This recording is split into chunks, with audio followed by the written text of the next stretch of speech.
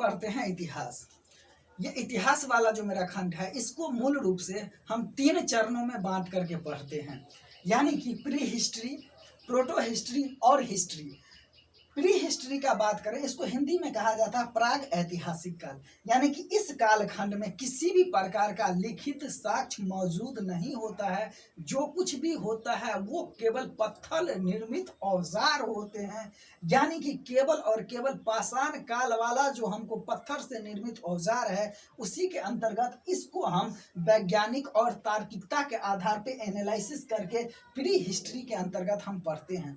दूसरा जो मेरा चरण आता है वो आता है प्रोटो हिस्ट्री का, यानी कि आद ऐतिहासिक काल का। इसके अंतर्गत हमको लिखित साक्ष्य भी अवेलेबल है और पुरातात्विक साक्ष्य भी अवेलेबल है। लिखित साक्ष्य केवल और केवल सिंधु घाटी सभ्यता का जो भीमबेटका में लिपि मिला है वही है, जिसको कि अभी तक किसी भी वैज्ञानिक पद्धति से पढ़ा नहीं गया है, वो भी एक अधूरा विषय बना हुआ है। और यहाँ पे जो उपकरण मिले हैं, औजार मिले हैं, वो पुरातात्विक साक्ष्य है। तो इस प्रकार से प्रोटो हिस्ट्री के अंतर्गत हमको साहित्यिक और पुरातात्विक दोनों साक्ष्य मौजूद है, जबकि हम अभी तक लिपि को पढ़ने में सक्षम नहीं हो पाए हैं। तो जो प्रोटो हिस्ट्री वाला एरा है, इसके अंतर्गत हम सैंधव सभ्यता यानी सिंधु घाटी सभ्यता और वैदिक सभ्यता को पढ़ाई करते हैं। तीसरा चरण आता है हमारा इतिहास का, हिस्ट्री का, यानी कि इस चरण में हमको पुरातात्विक साक्ष्य, उसके अलावा साहित्यिक साक्ष्य और उसके अलावा विदेशी यात्रियों का विवरण, ये सभी के सभी हमको अवेलेबल है प्रचुर मात्रा में। तो इन सबों के आधार पर हम भारतीय इतिहास का गणना करते हैं, कैलकुलेशन करते हैं। सबसे पहले और हम मूव करते हैं पहला यूनिट, यानी कि स्टोन एज। ये किसके अंतर्गत आएगा? ये प्री हिस्ट्री के अंतर्गत आएगा। प्री हिस्ट्री, ये प्री हिस्ट्री के अंतर्गत आएगा, हम पढ़ने वाले हैं। यानी कि इस काल में जितने भी हमको पुरातात्विक साक्ष्य मिले हैं वो केवल पत्थर निर्मित हैं, और पत्थर निर्मित औजार के आधार पर हम इस कालखंड का गणना करने वाले हैं। पाषाण काल को मुख्य रूप से हम 3 चरण में बांट के पढ़ते हैं, पुरापाषाण काल, मध्य पाषाण काल और नवपाषाण काल, यानी कि पैलेलिथिक, मेसोलिथिक और नियोलिथिक एज से। अगर हम पुरापाषाण काल की बात करें तो ये 10,000 बीसी तक आता है प्रारंभ से, और मध्य पाषाण काल 10,000 से लेकर के 5500 बीसी तक आता है, और नव पाषाण काल 5500 बीसी से 3000 बीसी तक के कालखंड को हम इसमें शामिल किए हैं। फिर पुरापाषाण काल को हम कई खंडों में बांटते हैं, जैसे कि निम्न पुरापाषाण काल, मध्य पुरापाषाण काल और उच्च पुरापाषाण काल, यानी कि lower palaeolithic age, middle palaeolithic age और अपर पैलोलिथिक एज।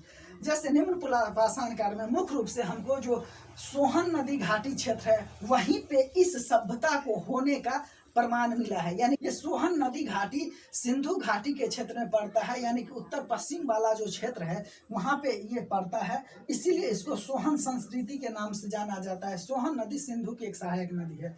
क्लियर? इसके उपकरण जो है पेबुल है, चॉपर है, चॉपिंग है, मुख्य रूप से उस क्षेत्रों में पाया जाता है जहाँ पे कि नदी के किनारे जो पत्थर होता है, उस पत्थर पानी के बार बार चलने के कारण उसमें घिसावट आ जाती है और वो नुकीला औजार बन जाता है, उसी को पेबुल, चॉपर और चॉपिंग बोलते हैं। फिर आता है मध्य पुरापाषाण काल। इसमें कई संख्या में बहुसंख्यक उपकरण मिले हैं, जैसे कि कोर हो गया, फलक हो गया, ब्लेड हो गया। इसीलिए इसमें जो फलक मिला है इसीलिए इसको फलक संस्कृति बोला जाता है। ये इसका कई क्षेत्र है, जैसे कि महाराष्ट्र में नेवासा, झारखंड में सिंहभूम, उत्तर प्रदेश में बेलन नदी घाटी, एमपी में सोन नदी घाटी और गुजरात में सौराष्ट्र का क्षेत्र। इसके अलावा अगला है उच्च पुरापाषाण काल। उच्च पुरापाषाण यानी कि अपर पैलोलिथिक एज। यहाँ पर जो उपकरण मिले हैं वो ब्लेड आकार के मिले हैं। ब्लेड कैसा होता है?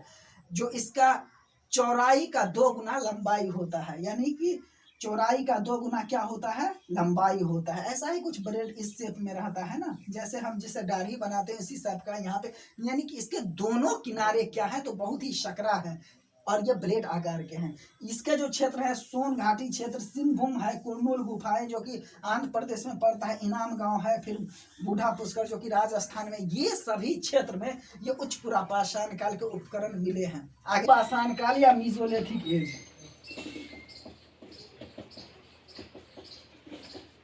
ये जो मध्य पाषाण काल है इसको माइक्रोलिथिक एज भी बोला जाता है। क्यों? इसके पीछे कारण है। कारण यह है कि इस काल में जितने भी उपकरण मिले हैं वह बहुत ही छोटे आकार के हैं, अर्थात यह साइज में क्या है, बहुत ही ज़्यादा छोटा है, इसीलिए इसको माइक्रोलिथ बोला गया है या माइक्रोलिथिक एज बोला गया है। जो विंध्य वाला क्षेत्र है ना, मध्य भारत का विंध्याचल श्रेणी वाला जो पर्वत है, उसी के आसपास में इस प्रकार के यानी कि मध्य पाषाणिक काल के अवशेष मिले हैं। जितने भी पत्थर के औजार हैं वो इसी इलाका में मिले हैं। जैसे इसके प्रमुख केंद्र की बात करें, जैसे कि सोन नदी घाटी, बेतवा नदी घाटी, ये कहाँ पे है, तो ये है आपका एमपी वाला रीजन में।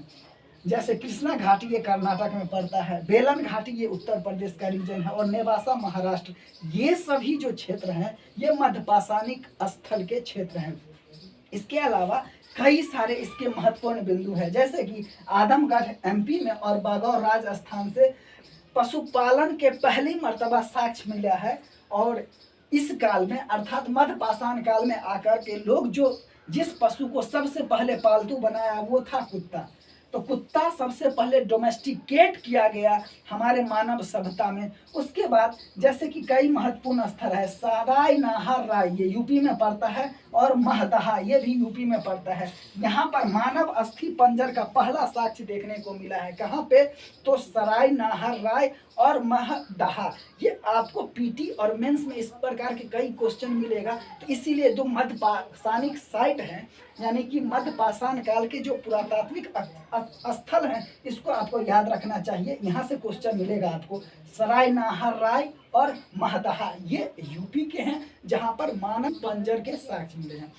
इसके अलावा इसी काल में मध्य पाषाण काल में ही यहाँ पे मानव ने सबसे पहले वृक्षारोपण किया था। तो वृक्षारोपण का भी सबसे पहला साक्ष्य कहाँ पे मिलता है, तो राजस्थान का जो सांबर झील है, उस सांबर झील के मध्य जो निक्षेप बना है, वहाँ पे कई सारे स्थल है, और वहीं पे वृक्षारोपण का मानव ने सबसे पहले प्रयोग किया था। और वृक्षारोपण का पहला साक्ष्य देखने को मिलता है कब, तो मध्य पाषाण काल में। मध्य पाषाण काल में डोमेस्टिकेट करने का पहला साक्ष्य मिला। उसके अलावा वृक्षारोपण का पहला साक्ष्य मिला। उसके अलावा मानव अस्थि पंजर का भी साक्ष्य मिला।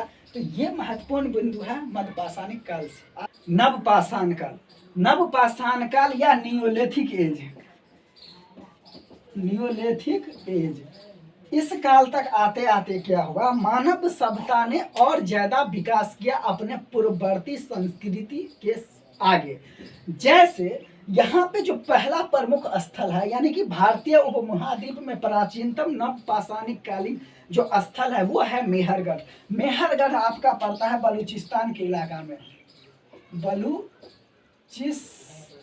के इलाका, ये पाकिस्तान प्रांत का है, पाकिस्तान प्रांत में पड़ता है। क्लियर। तो ये जो बलूचिस्तान वाला इलाका है, यहीं पे मेहरगढ़ पड़ता है, और यहीं पे सबसे प्राचीन नव पाषाण कालिक स्थल प्राप्त हुए हैं। वहां से कई सारे उपकरण मिले हैं। साथ ही साथ इसका जो तिथि है वो 7000 ईस्वी पूर्व का है। कई और भी इसके अलावा क्षेत्र हैं, जैसे कि बेलन घाटी उत्तर प्रदेश में है, रेणुगुंटा आंध्र प्रदेश में है, सोन घाटी ये एमपी में है, सिंहभूम ये झारखंड में। इन सभी इलाकों में नव पाषाण कालिक जो उपकरण है वो देखने को मिले हैं। इस काल तक आते आते मानव सभ्यता और संस्कृति में कुछ उन्नति आई, और वह अपने पूर्ववर्ती संस्कृतियों से कुछ आगे निकला। जैसे कि हमने मध्य पाषाण काल में बात किया था कि मानव ने क्या किया था, तो वहां पे पहली मर्तबा पशुओं को डोमेस्टिकेट करने का बात किया था, और वो पहला पशु कुत्ता था।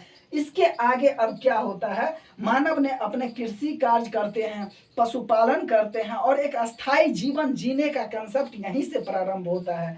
जैसे कि ये बुर्ज होम है और गुप्त कराल है, यहाँ से कई मृदभान एवं हड्डी के औजार मिले हैं। ये साइट आपको याद रखनी चाहिए। ये पूछेगा कि बुर्ज होम और गुप्त कराल ये निम्नलिखित में से किस जो पुरातात्विक स्थल है उसके अंतर्गत आएगा, तो नव पाषाण कालिक स्थल के अंतर्गत आएगा।